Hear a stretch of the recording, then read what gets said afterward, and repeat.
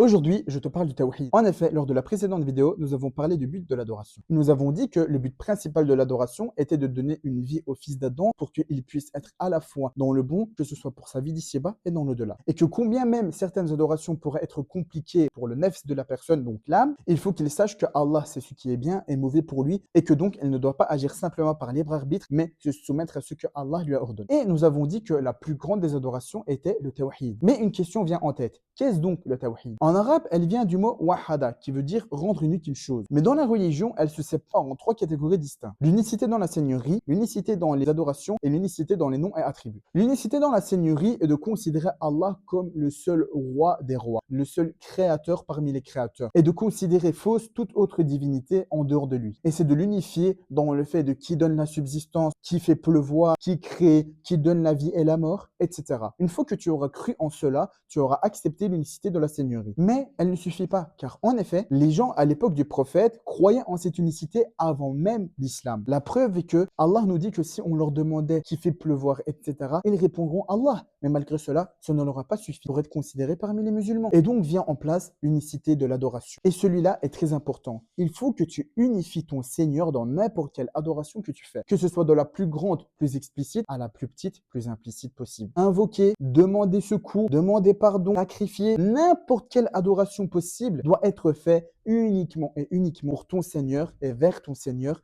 et personne d'autre. Et pour pouvoir aboutir à cela correctement, tu dois aussi unifier Allah dans ses noms et attributs, qui est la troisième catégorie. Par exemple, Ar-Razzaq, c'est celui qui donne la subsistance. Imaginons un scénario concret. Tu es dans un travail où tu gagnes bien ta vie, etc. Et ton patron vient à toi pour te dire, oui, ce que tu fais, par exemple ta prière, n'est pas envisageable au sein du travail. Il faut que tu arrêtes ça, sinon je serai dans l'obligation de te virer. À ce moment-là, qu'est-ce que tu fais? Est-ce que tu écoutes ton patron et tu es prêt à délaisser tes adorations pour ton patron? Ou alors tu unifies Allah en son nom et attribut Ar-Razzaq et tu places ta soumission en Allah en délaissant ce travail pour pouvoir préserver ton adoration? Ça peut paraître compliqué dit comme ça, mais sachez que si vous étudiez La ilaha illallah, cela va être plus facile pour vous. Et Inch'Allah, dans les prochaines vidéos, nous allons justement rentrer dans les bases La ilaha illallah et ses conditions. Assalamu alaikum.